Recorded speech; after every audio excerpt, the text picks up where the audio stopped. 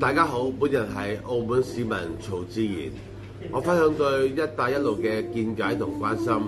有相近投資失利，同埋部分內地居民生活感受到困難嘅情況，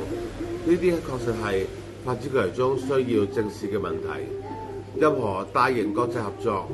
喺推進初期都可能遇到挑戰同埋需要調整嘅地方。我嘅觀察正好説明點解依家要強調高質量發展，即係唔單止要睇整體佈局，仲要留意每個項目嘅實際效益同埋對民眾生活嘅具體影響。本人對一帶一路嘅長遠信心同埋對其提升中國綜合實力嘅願景係一種宏觀嘅視野。我引用地球是平的，亦好準備咁捕捉到呢個倡議核心，通過互聯互通將世界連結成一個更緊密、更公平嘅合作平台。宏大嘅願景同現實嘅挑戰往往並存，我將兩者結合嚟思考，相信隨著合作不斷深化同完善，